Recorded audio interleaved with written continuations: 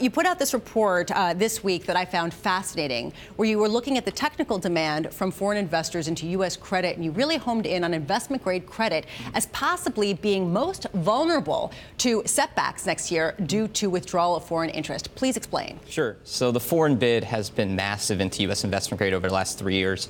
For context, it has been as much as every other investor base combined. Huge, coming mainly from Japan, but also Taiwan and Europe.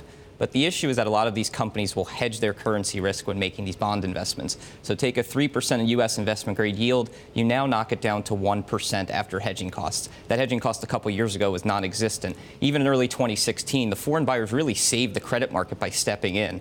They're not likely to do that this time because the hedging costs are expensive.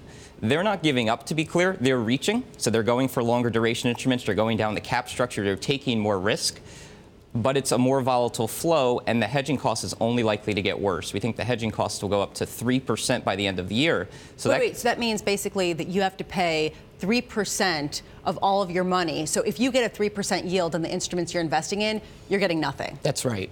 And where the real risk comes in is in the second half of the year when we think the ECB gets tighter, the Bank of Japan changes its yield target.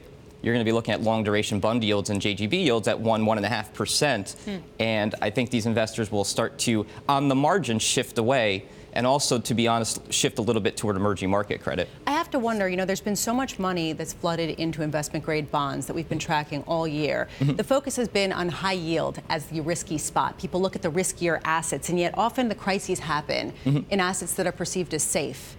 Investment-grade bonds are perceived as safe. Could we see some substantial losses next year? And I'm talking U.S. investment-grade bonds. I'm not sure it'll be substantial losses, but there's more volatility in the U.S. investment-grade space. I mean, we don't think the credit cycle is going to end next year. We see recession risks as pretty low. We're talking about 1% returns in IG, 2% in high yield. But there's no doubt there's volatility underneath the surface. Investors are reaching for duration, and they are reaching down the cap structure. And when you do those type of risks, you have more in the way of tourist investors there, that if you have an increase in volatility, they're going to step out in a more meaningful way. I mean, spreads per unit of duration in U.S. investment grade right now are very, very tight. They're near historical tights.